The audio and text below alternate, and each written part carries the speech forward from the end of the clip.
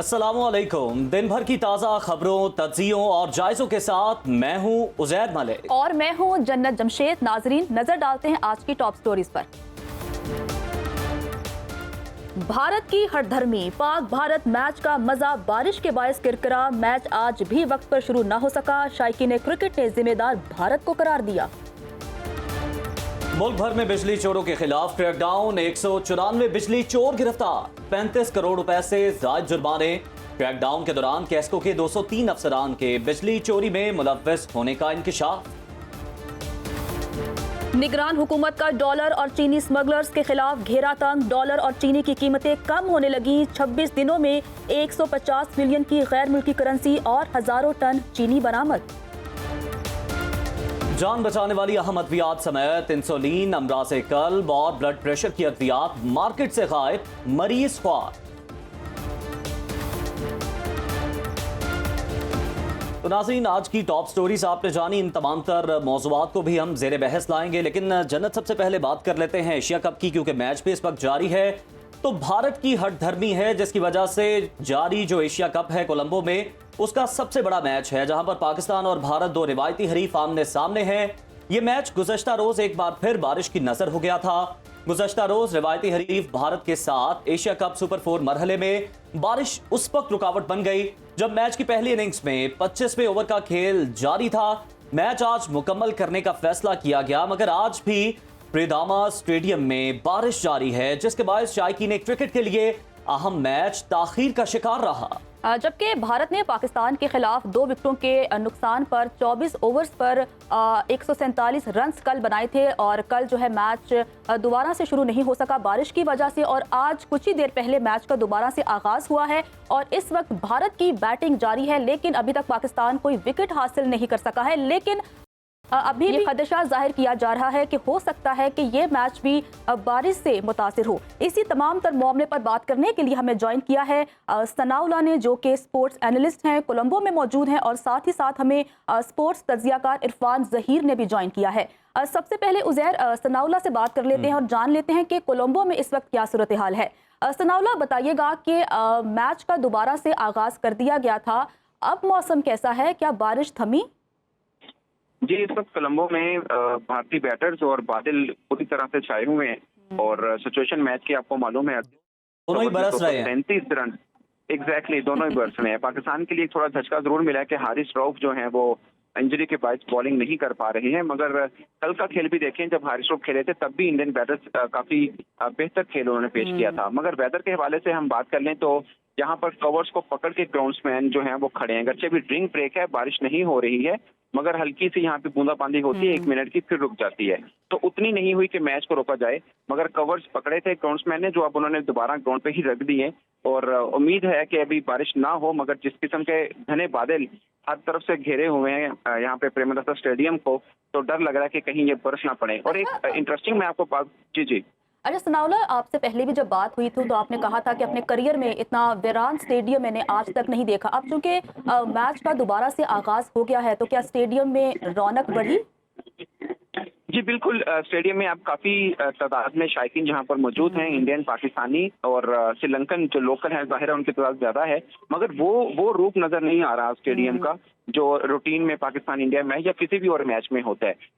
ये जो लोग आए हैं, इनमें से जो पाकिस्तानी और इंडियन फैंस तो वही हैं जो अपने अपने कंट्री से यहाँ पर आए थे, मगर होटल्स में थे। जैसे मैच शुरू हुआ तो आ गया, क्योंकि छोटा सा शहर है, 15-20 मिनट की टुक की ड्राइव होती है, तो लोग स्टेडियम पहुंच जाते हैं। तो लोग आ चुके हैं, मगर इंडियन श्रीलंकन फैन जो हैं वो भी यहाँ पर मौजूद हैं। मगर अभी भी आप ये कह सकते हैं कि बारिश की प्रेडिक्शन की वजह से जो तादाद हम एक्सपेक्ट कर रहे थे इंडिया पाकिस्तान मैच को लेके, वो यहाँ पर देखने को नहीं मिल रही है। ठीक है सनाउल्लाह, आप इन तमाम तर मामलात पर नजर रखें। आपसे हम बात करते हैं इरफान जहीर की जानिब चलते हैं। इरफान, आप बताइएगा कि जिस तरह से ये मामला सामने आया, हमने देखा कि जय शाह की तरफ से, भारत की तरफ से खास तौर पर इस मामले को भी सियासी बनाने की कोशिश की गई और उन्होंने सोचा कि वो इस मामले पर एक प्रिंसिपल स्टैंड लेंगे और पाकिस्तान में मैच नहीं होंगे तो उनकी जय-जयकार होगी।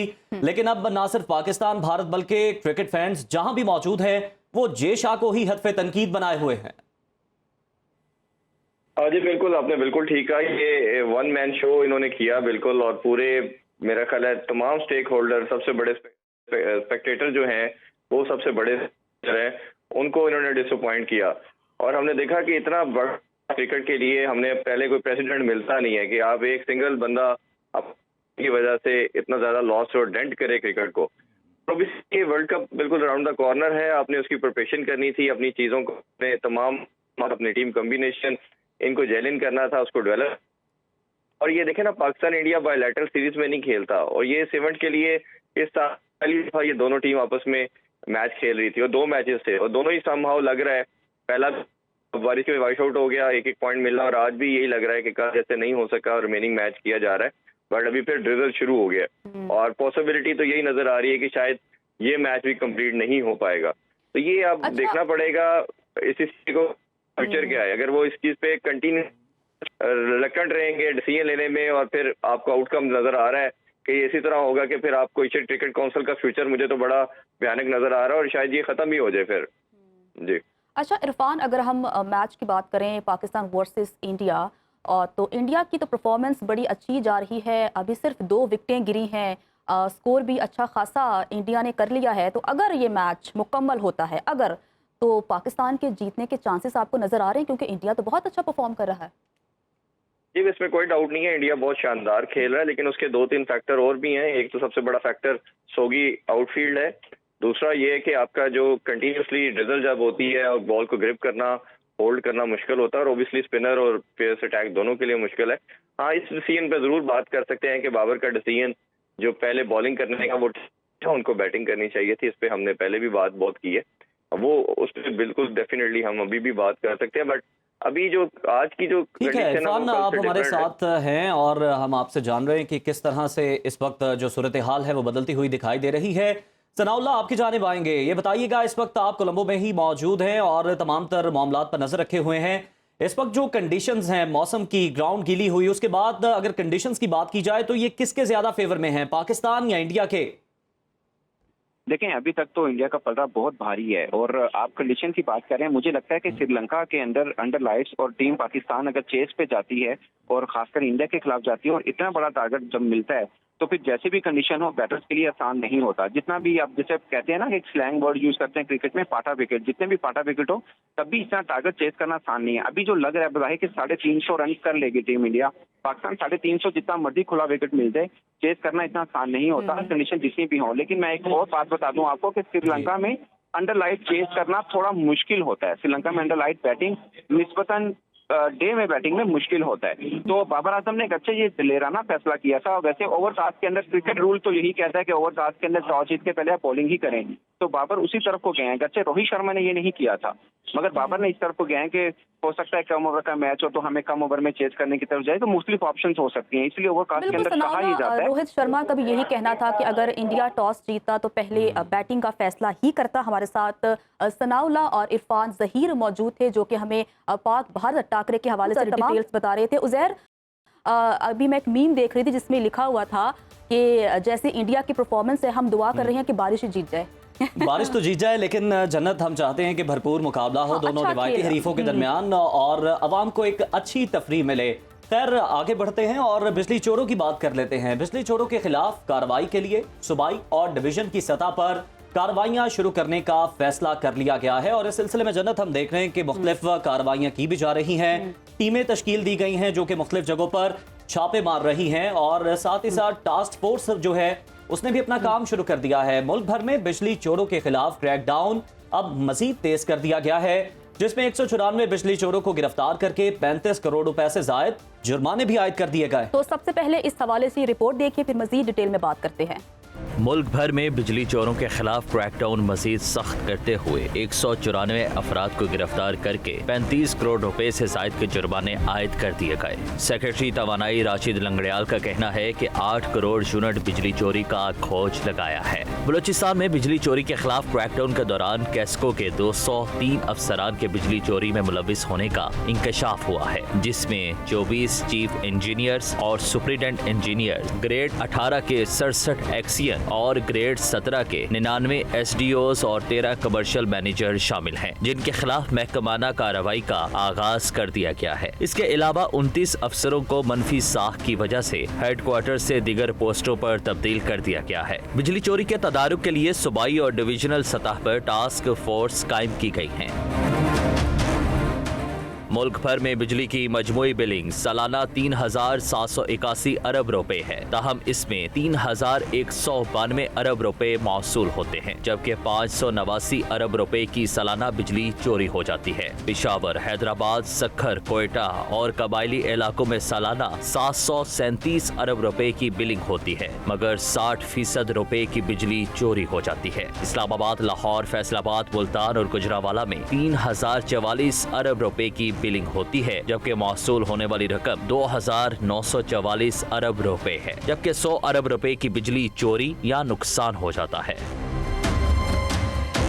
सिंध के बाज़ अजला में 84% बिजली चोरी हो रही है। एक अंदाजे के मुताबिक मुल्क भर में चोरी होने वाली बिजली की कीमत 49 अरब माहाना उन सारिफिन से महंगी बिजली की सूरत में वसूल की जाती है जो अपने बिल बाकायदगी से अदा करते हैं, ताकि चोरी की मद में होने वाले नुकसान का कम से कम बोझ हुकूमत पर पड़े। बिल अदा करने वाले अवाम चोरी की कीमत बिजली के भारी बिलों की सूरत में चुकाते हैं। सवाल है, बिजली चोरों को पकड़ने के बाद अवाम पर भारी बिजली के बिलों का बोझ कब कम होगा?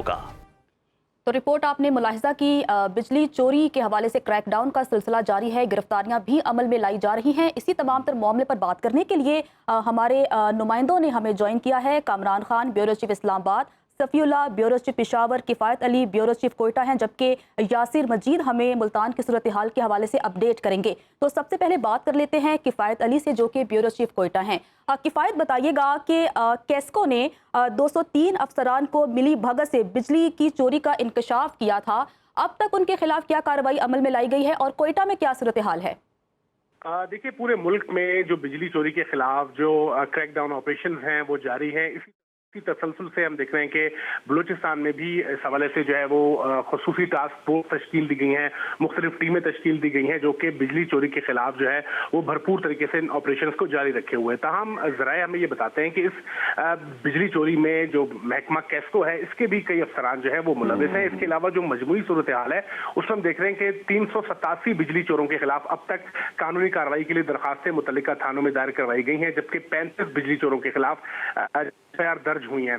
मजमूई तौर पर नादहिंदगान से 10 करोड़ रुपए से जायद के उनको जुर्माने किए गए हैं। ये बलूचिस्तान की सूरत हाल है। इसके अलावा 2 पेट्रोल पंप्स और 2 दुकानों को भी जो है वो सील किया गया है। ये क्रैकडाउन जो है इसका तसलसल चल रहा है। इस हवाले से हम जब कैस्को काम से हमारी बात हुई तो उनका ये कहना था कि जो मुल्क भर में बिजली चोरों के खिलाफ जो है उसमें बलूचिस्तान के हवाले से वो कह रहे हैं कि बड़े पैमाने पर यहाँ पर जो गैर कानूनी कनेक्शन है, इसके अलावा बिजली चोरी के जो वो शवाहिद यहाँ पर मौसूल हुए थे, जिसके लिए मुख्तलिफ डिविजनल सतह और इसके अलावा अजला की सतह पर जो है वो टास्क फोर्स तश्कील दी गई है। कमिश्नर इसमें जो है वो इस तमाम तर जो ऑपरेशन है इनकी निगरानी कर रहे हैं और अब तक एक बड़े पैमाने पर बिजली चोरों के खिलाफ जो है वो क्रैकडाउन किया गया है, जिसमें करोड़ों रुपए न सिर्फ उनको जुर्माने किए गए हैं बल्कि जो गैर कानूनी कनेक्शन थे और जो बिजली चोरी की जो सूरत हाल थी उसको भी जो है वो मुनक़िता किया गया है। इस हवाले से भारी जुर्माने आयद किए गए हैं और कैस्को काम का ये कहना है कि गवर्नमेंट ऑफ बलूचिस्तान जो है वो इसमें मजमूई तौर पर कैस्को के साथ है और वो जो टास्क फोर्स तश्कील दी गए हैं उसमें भी जो है उनको मामलत फराहम करिए ताकि इस क्रैकडाउन को, ठीक है, ना सिर्फ उनके कनेक्शंस मुनक़ता किए गए हैं बल्कि उनके खिलाफ कार्रवाई की गई है, उन्हें भारी जुर्माने किए गए हैं। किफ़ायत अली हमें बता रहे थे। यासिर मजीद से जान लेते हैं, ब्यूरो चीफ मुल्तान। यासिर, आपसे हम जानना चाहेंगे कि लेस्को और मैप्को की खास तौर पर तारीफ हुई है, बताइएगा मुल्तान में क्या कार्रवाइयां की जा रही हैं और एक इसमें अहम नुक्ता यह है कि बिजली चोरी का मिली भगत के बगैर होना नामुमकिन है, क्योंकि अफसरान मैप्को के और जो लोग हैं वो आपस में साज़बाज़ करके ये बिजली चोरी करते हैं। लोगों के खिलाफ तो कार्रवाई अमल में लाई जा रही है, ऐसे अफसरान के खिलाफ क्या कार्रवाई की गई अब तक? जी, ऐसे अफसरान की जो फहरिस्त सामने आई थी उसमें तकरीबन 319 से जायद मैप्को के अफसरान शामिल थे जिनका नाम सामने आया था और 2 रोज कबल मुल्तान में तकरीबन 20 से 25 अफसरान को तब्दील भी किया जा चुका है। नए अफसरान को अहम मकामात पर तैनात किया गया है और अब तक जो कार्रवाइयाँ गुज़िश्ता 4 रोज के दौरान मैप्को ने की हैं उसमें 1419 मकामात पर बिजली चोरी पकड़ी गई है। 20 अफराद अब तक गिरफ्तार हो चुके हैं, जबकि 8 करोड़ 66 लाख रुपए के जुर्माने अब तक आयद किए गए हैं।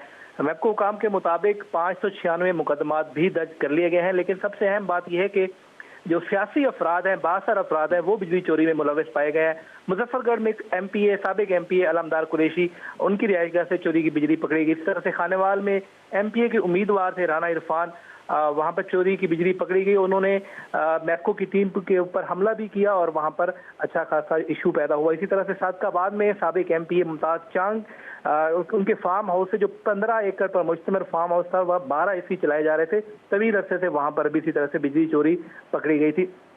आज ताज़ा तरीन जो वाक़या है वो राजनपुर में 300 अफराद ने मैप्को टीम को यरगमाल बनाया और उनके ऊपर हमला किया। तो इस तरह से बिल्कुल मुल्तान में भी कार्रवाइयों का सिलसिला जारी है। यासिर साथ ही रहिएगा, पेशावर की सूरत हाल के हवाले से बात कर लेते हैं। सफीउल्लाह हमारे साथ मौजूद हैं। सफीउल्लाह, बताइएगा कि पेशावर में किन किन मकामात पर कार्रवाई की गई है, कितने बिजली चोर गिरफ्तार हुए हैं? जी, अब तक पेशावर शहर और मुख्तलिफ जो सबब एरियाज है, खासकर जिसको हम कहते हैं कि पटाबे, मदनी वगैरह और इस तरफ इसी तरह बरसतों के इलाकों में यहाँ 600 से जायद जो हैं वो कुंडे जो हैं वो हटाए गए हैं। क्योंकि ज्यादातर यहाँ पर यही कि कुंडे यानी डले हुए थे और वहाँ पर जिसे कहते हैं कि अनएक्सेसिबल एरिया या नो गो एरिया कंसिडर किया जाता था, लेकिन मकामी इंतजामिया की और पुलिस की मदद से जो है वहाँ तक गए हैं और 800 से जायद जो है वो कुंडे हटाए गए हैं। और जबकि 80 लाख रुपया अब तक यानी इन्होंने जुर्माना आयद किया और 300 से जायद लोगों के खिलाफ जो है वो FIR की दरख्वास्तें दी गई हैं। तर्जुमान से जब बात की तो उन्होंने ये भी साथ साथ बताया कि पेस्को के तर्जुमान ने कि ना सिर्फ ये कि हमारे यानी ये लोगों के जिम्मे और इस तरह के कुंडों की इन कार्रवाइयों के पीछे हम लगे हैं, बल्कि सरकारी इदारे भी जो है वो उनके पेस्को के नादहिंदा हैं। जो टोटल रकम जो उन्होंने हमें बताई वो ये है कि वो 6 अरब 93 करोड़ 51 लाख रुपए ये मुख्तलिफ सरकारी इदारों की तरफ भी पेस्को के वाजिबुल अदा हैं, जिसमें सर फहरिस्त जो है वो पुलिस का महकमा है और 31 करोड़ 38 लाख रुपए पुलिस की तरफ वाजिबुल अदा हैं। इसी तरह महकमा आपाशी की तरफ हैं और टाउन 3 जो है वो उनको सिर्फ स्ट्रीट लाइट की मद में 26 करोड़ रुपए अब तक उन्होंने देना है। तो काम का यही कहना है कि ना सिर्फ ये कि हम यानी कार्रवाइयां जो है वो जारी रखेंगे, बल्कि हम इसके साथ साथ जो है वो सरकारी इदारों से भी जो है उनके जिम्मे भी जो हमारे वाजिबुल अदा जो रकम है वो उसके लिए भी हम कोशिश करेंगे और ये इशू जो है वो उसको सरकारी इदारों से भी वसूली को यकीनी बनाया जाएगा। सिर्फ नहीं, ब्यूरो चीफ इस्लामाबाद कामरान खान भी हमारे साथ मौजूद हैं। कामरान, आपसे जानना चाहेंगे, जिस तरह जो हमारे साथ ब्यूरो चीफ मौजूद थे मुख्तलिफ शहरों से, वो ये बता रहे थे कि ऐसे अफसरान जो इस तरह के कामों में मुलव्वस हैं, जो करप्शन में मुलव्वस हैं, उनको तब्दील किया जा रहा है। लेकिन हमने सुना था कि हुकूमती सतह पर यह कहा गया था कि खाली जो तब्दीली है वो काफ़ी नहीं होगी, बल्कि हम इसके साथ साथ फौजदारी कार्रवाई भी करेंगे। तो इस सिलसिले में क्या अहकाम जारी किए गए, अमल दरामद कितना हो रहा है और इस्लामाबाद में क्या सूरत हाल है क्रैकडाउन की बिजली चोरों के खिलाफ? जी बिल्कुल, देखिए इस्लामाबाद में जो इस्लामाबाद इलेक्ट्रिक सप्लाई कंपनी है IESCO, उनके तर्जुमान के मुताबिक यहाँ पर भी क्रैकडाउन जो है पूरे मुल्क की तरह जहाँ दीगर इलाकों में हो रहा है और दीगर बिजली कंपनियों के जो सार्फिन हैं उनके साथ साथ यहाँ पर भी सख्त क्रैकडाउन जो है वो किया गया है। इस्लामाबाद की ख़ास तौर पर जो कच्ची बस्तियाँ हैं वहाँ पर जो है वो बहुत ज़्यादा ये शिकायत थी कि वहाँ पर बिजली चोरी की शिकायत थी, वहाँ पर कुंडों का इस्तेमाल हो रहा था और कुछ पॉश एरियाज़ भी ऐसे थे जहाँ पर के जो है वो यूजेज जो है वो ज़्यादा थी और मीटर में यानी कि टैंपरिंग की गई थी और बिजली चोरी के यानी कि मुख्तलिफ तरीके जो है वो इस्तेमाल किए जा रहे थे। तो उस हवाले से चीफ जो IESCO चीफ हैं डॉक्टर मोहम्मद अमजद, उन्होंने उनसे हमारी बात भी हुई है और उन्होंने बाकायदा तौर पर एक पूरा डाटा जो है वो दिया है कि पिछले दिनों में उन्होंने कितनी कार्रवाइयाँ की हैं और इस क्रैकडाउन का क्या नतीजा क्या निकला, क्या वाकई कोई कानूनी कार्रवाई भी हुई है या सिर्फ ये कोई आइवाश था।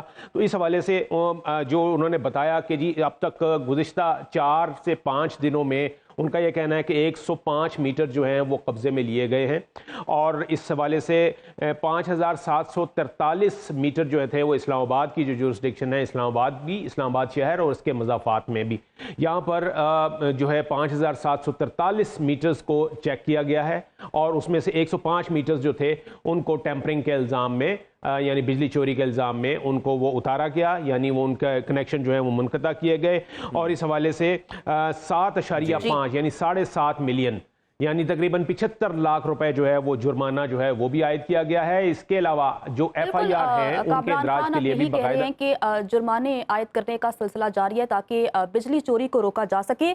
हमें ज्वाइन किया है ब्यूरो चीफ फैसलाबाद शहरोज इबाद ने भी।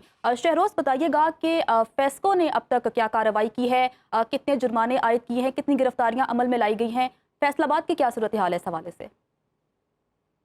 फैसलाबाद क्योंकि सनती शहर है और तीसरा बड़ा जो है वो शहर है फैसलाबाद और यहाँ पर भी जो फैसला है उसकी जानब से मुसलसल जारी है बिजली चोरों के खिलाफ। फेस्को रीजन में मुकम्मल ये कार्रवाई हो रही है, न सिर्फ फैसलाबाद बल्कि फैसलाबाद के इलाके सरगोदा तक को ये जो है डील करते हैं, चिन्नौट और दीगर इलाकों को, वहाँ पर जो है कार्रवाइयों का सिलसिला जारी है और अब तक 268 केसेस जो है वो दर्ज हो चुके हैं और 55 करोड़ से जायद की जो है वो जुर्माने किए जा चुके हैं। और फेस्को के जो चीफ है और फेस्को के जो हेड है उनका मुसलसल पर ये जो है वो बयान भी जो है जारी होता है। उनका कहना है कि किसी सूरत जो है वो रायत नहीं बरती जा रही जो बिजली चोरी जो है इस वक्त कर रहे हैं और उनकी जो टीमें हैं वो मुतहरक हैं, मुसलसल फुटेजेस भी जो है वो भेजी जाती है और मुसलसल जो है अपडेट किया जा रहा है जो मीडिया के नुमाइंदगान हैं उनको भी। और आज भी इसी तरह ही जो है वो मुख्तलिफ जो है केसेस जो दर्ज हुए हैं और बिजली चोरों को न सिर्फ उनको गिरफ्तार किया जाता है बल्कि उनको भारी जुर्माने बिल्कुल कार्रवाइयों का सिलसिला जारी है ताकि बिजली चोरी को रोका जा सके, क्योंकि एक तूफान बरपा था, बिजली चोरी की जा रही थी जिसकी वजह से बिजली महंगी हो रही थी और आम जो अवाम है वो इस हवाले से काफी परेशान थे। तो कामरान खान, सफीउल्लाह, किफायत अली, यासिर मजीद और शहरोज इबाद हमारे साथ मौजूद थे और शहरों के अहवाल हमें बता रहे थे कि वहाँ पर बिजली चोरी की रोकथाम के लिए क्या कार्रवाइयाँ की गई हैं। बिल्कुल, उन्होंने हमें बताया कि किस तरह से कार्रवाई अमल में लाई जा रही हैं और ना सिर्फ अवाम बल्कि ऐसे अफसरान जो इस तरह के अमल में मुलव्वस हैं उनको भी निशान इबरत बनाया जाएगा। इसी तरह के जो दीगर मौज़ूआत हैं उनको भी ज़ेरे बहस लाते हैं, उन पर भी बात करते हैं, लेकिन अभी प्रोग्राम में एक ब्रेक शामिल करते हैं, साथ रहिएगा। तो नाजरीन, ब्रेक के बाद आपको वेलकम कहते हैं। डॉलर की बढ़ती हुई कीमत और IMF की ओपन मार्केट और इंटरबैंक में डॉलर की कीमतों में 1.25% के फर्क की शर्त के बाद निगरान हुकूमत की हिदायत पर FIA ने कार्रवाई शुरू कर दी है। FIA ने करेंसी एक्सचेंज कारोबार करने वालों, हुंडी हवाला और डॉलर जखीरा करके डॉलर की मसनूई किल्लत पैदा करने वालों के खिलाफ घेरा तंग कर दिया है। रिपोर्ट के मुताबिक पाकिस्तान में 772 करेंसी डीलर हवाला हुंडी के कारोबार में मुलव्वस हैं। मुल्क भर में 257 छापामार कार्रवाइयों में 361 मुलजिमों को गिरफ्तार कर लिया गया है। जनवरी से जारी क्रैकडाउन के दौरान मजमूई तौर पर 3 अरब रुपए से जायद की गैर मुल्की करेंसी भी बरामद हुई। 15 अगस्त से लेकर अब तक तकरीबन 26 दिनों में छापों के दौरान मजमूई तौर पर 150 बिलियन रुपए से जायद की गैर मुल्की करेंसी बरामद की गई है। महंगाई से सताई अवाम को रिलीफ देने के लिए चीनी माफिया के खिलाफ निगरान हुकूमत ने क्रैकडाउन तेज कर दिया है। PDM हुकूमत ने चीनी की कीमत 99 रुपए फी किलो मुकर्रर की थी, मगर चीनी मुल्क भर में डबल से भी ज्यादा कीमतों में फरोख्त होने लगी है। निगरान हुकूमत ने आते ही चीनी की ज़ख़ीरा अंदोज़ी और स्मगलिंग रोकने के लिए बड़े पैमाने पर चीनी माफिया का घेरा तंग कर दिया है। इसी हवाले से हमारी टीम ने एक रिपोर्ट तैयार की है, आपको वो दिखाते हैं। पाकिस्तान में ज़ख़ीरा अंदोज़ों और चीनी के स्मगलरों के खिलाफ घेरा तंग कर दिया गया। निगरान हुकूमत ने चीनी माफिया के खिलाफ कार्रवाइयाँ तेज करके हजारों टन चीनी बरामद कर ली है। चीनी की एक्सपोर्ट, स्मगलिंग और ज़ख़ीरा अंदोज़ी से शुगर माफिया ने चीनी की कीमतों को आसमान पर पहुँचा दिया। महंगाई से सताए अवाम 99 रुपए फी किलो चीनी 175 रुपए से 220 रुपए फी किलो में खरीदने पर मजबूर है। निगरान हुकूमत ने चीनी की कीमतों में इजाफे के बाद मुल्क भर में चीनी चोरों और ज़ख़ीरा अंदोज़ों के खिलाफ बड़े पैमाने पर क्रैकडाउन शुरू कर रखा है। अफगानिस्तान और ईरान की सरहदों पर भी स्मगलरों की नकलो हरकत रोकने के लिए खुफिया इदारों की मदद ली जा रही है। रावलपिंडी में गुज़श्ता रोज चीनी माफिया के खिलाफ क्रैकडाउन करके 2500 से जायद चीनी की ज़ख़ीरा की गई बोरियां बरामद कर ली गई हैं। इसी तरह की कार्रवाइयाँ मुल्क भर में जारी हैं। गुज़श्ता साल मुल्की सनत में चीनी के ट्रैक एंड ट्रेस सिस्टम का नफाज किया गया था और उम्मीद जाहिर थी रजिस्टर्ड चीनी की पैदावार की बड़ी मिकदार को दस्तावेजी मईशत में लाया जाएगा और चीनी की इंपोर्ट की जरूरत नहीं रहेगी। मगर मौजूदा हुकूमत ने न सिर्फ पहले 32,000 मैट्रिक टन चीनी बरामद की बल्कि इंपोर्ट की भी इजाजत दी। चीनी की निगरान हुकूमत और शुगर मिल्स मालिकान में गुज़श्ता 3 रोज से जारी मुज़ाकरात कामयाब हो गए हैं। अब शुगर मिल्स मालिकान पंजाब हुकूमत को 140 रुपए फी किलो चीनी फरोख्त करेंगे, जो इतवार और मॉडल बाजारों में सस्ते स्टॉल लगाकर लोगों को फराहम की जाएगी। इसी पर बात करने के लिए हमें ज्वाइन किया है साबिक डायरेक्टर FIA अमार जाफरी साहब ने। उनसे बात करते हैं। अमार जाफरी साहब, बहुत शुक्रिया आपके वक्त का। सर, ये बताइएगा कि यकीनन FIA की जानिब से जो कार्रवाइयाँ की गई काबिल सताइश हैं, उसके बाद हमने देखा कि डॉलर की कदर में कमी वाक़ हुई, लेकिन क्या वजह है कि इसका अगर हम दूसरा पहलू देखें तो जिन इदारों ने ऐसे लोगों के खिलाफ, ऐसे नासिर के खिलाफ कार्रवाई करनी थी, वो पहले क्या करते रहे? जरूरी है कि ऊपर से प्रेशर आएगा फिर ही कार्रवाई अमल में लाई जाएंगी? अच्छा, ये जो आपका क्वेश्चन है बहुत important, thank you for taking me. इसमें गुजारिश ये है कि अच्छा काम जब भी हो बड़ा अच्छा होता है। पहली बात तो we should start with positive note. अच्छा, पुराने लोगों ने ये काम क्यों नहीं किया ये समझना जरूरी है। देखिए, उनका मैं सियासत से मेरे को ताल्लुक नहीं है, लेकिन शायद उनकी प्रायोरिटी नहीं थी। यानी कि ना ये प्रायोरिटी थी इनसे पिछली गवर्नमेंट से पिछली गवर्नमेंट की, लेकिन गालिबन ये सबसे इम्पोर्टेंट एजेंडा है। मैं ये समझता हूँ सबसे इम्पोर्टेंट एजेंडा है। देखिए, अगर आप पिछले 5 साल की हिस्ट्री उठा के देखें तो इसमें क्या हुआ है? सिंपल सा काम हुआ है कि आपस में लड़ते रहे दोनों पार्टियां, जो भी थी तीनों पार्टियां, और आवाम को उसका नुकसान पहुंचा। हमने कहाँ पहुंचा दिया है? लोग खुदकशियां कर रहे हैं, अपने आप को जला रहे हैं, लोग डिसअपॉइंटमेंट हो गए हैं। और सबसे खतरनाक बात ये कि एक एस्टिमेट के मुताबिक हमारे लाखों लोग जहनी मरीज हो चुके हैं। तो अगर हमने फ्यूचर में ऐसे ही काम करने हैं तो पहली बात तो ये है कि ये प्रेजेंट गवर्नमेंट ने काम शुरू किया है, I think this is need of the hour, इसको करना चाहिए, पहली बात। दूसरी बात ये, हमें सबको इसको सपोर्ट करना चाहिए। देखिए, इलेक्शन अपने वक्त पे होने चाहिए, वो सब हमारा काम नहीं है, वो अदालतों का काम है, वो इदारों का काम है, अपना काम कर रहे हैं। हमें देखना चाहिए कि क्या जो इस वक्त हो रहा है उसमें एक आम आदमी का फायदा है। अपरेंटली है, डॉलर प्राइस नीचे आई है, नजर आ रही है। कहते हैं figures speak themselves, statistics is something which hide the fact, लेकिन इस केस के अंदर हमें फैक्ट भी नजर आ रहे हैं। पहली बात ये। दूसरी बात ये है, चीनी है या जितनी भी चीजें हैं, एक आम आदमी उसका फायदा पहुंच रहा है, तो हम सबको एज ए पाकिस्तानी अपनी कौम को बेल आउट करना है इन मसाइल से। अब मैं ये समझता हूँ कि जिन इदारों ने पहले काम नहीं किया उनकी अकाउंटेबिलिटी जरूर होनी चाहिए ताकि आइंदा ये ना हो। सर, आपने अकाउंटेबिलिटी की बात की है, सॉरी सर आपको इंटरप्ट कर रही हूँ, आपने अकाउंटेबिलिटी की बात की, तो sir Pakistan sugar mills association जो कि ये कहती है कि हमें चीनी एक्सपोर्ट करने की इजाज़त दी जाए क्योंकि मार्केट में चीनी वाफिर मिकदार में मौजूद है, लेकिन जब वो चीनी एक्सपोर्ट कर लेते हैं उसके बाद हम देखते हैं कि चीनी की किल्लत पैदा हो जाती है, जिसकी वजह से डोमेस्टिक मार्केट में चीनी की कीमतों में होशरुबा इजाफा हो जाता है। सर, तो उनके खिलाफ भी तो कार्रवाई होनी चाहिए जो ऐसे झूठे दावे करते हैं। सर देखिए, पूरे दुनिया के अंदर रिसर्च होती है जब आप एक्सपोर्ट का फैसला करते हैं या इंपोर्ट का फैसला करते हैं। एक्सपोर्ट के अपने इफेक्ट होते हैं, इंपोर्ट के अपने इफेक्ट होते हैं। एक्सपोर्ट आप कब करते हैं? जब आपको फॉरेन एक्सचेंज चाहिए होता है, ठीक है। तो जब ठीक है, उनकी सोच यही थी कि पैसे आएंगे, लेकिन उसकी कॉस्ट के ऊपर अगर हमारे लोगों को चीजें महंगी मिलेंगी बाद में, सर महंगी चीनी इंपोर्ट करनी पड़ी, फिर जी इंपोर्ट न से इंपोर्ट करनी पड़ी, बल्कि अब उसका इफेक्ट आना शुरू हो गया ना। तो कहने का मतलब यह है कि बिल्कुल अकाउंटेबिलिटी होनी चाहिए और क्रॉस बोर्ड पे होनी चाहिए कि इदारों ने काम नहीं किया उनके खिलाफ कार्रवाई होनी चाहिए। बल्कि मैं ये समझता हूँ कि इसके पीछे पॉलिटिकल डिसीजन थे। आपको अच्छी तरह पता है कि जो हमारा सिस्टम है गवर्नेंस का, वो बुनियाद है उसकी खराबी कहीं से शुरू होती है, फिर आखिर पे एक आम आदमी उसका इफेक्ट होता है। मुझे इतना पता है कि एंड ऑफ द डे के ऊपर जो आदमी काउंटर पे अगर चीज ले रहा है नुकसान उसका होता है। सिंपल सी बात है, नंबर 1। नंबर 2, हमें देखना चाहिए कि हमारे माजी को भूल जाए। मैं समझता हूँ फ्यूचर की बात करें। फ्यूचर इस वक्त जो है वो है नॉलेज इकॉनमी का। पहली बात ये है, अगर आप नॉलेज आप क्या करेंगे? मुझे फिक्र इस बात की है कि आज भी मुझे नहीं पता इनके पास सही स्टैटिस्टिक्स है या नहीं। हमारे पास असल मसला है फिगर्स का, स्टैटिस्टिक्स का।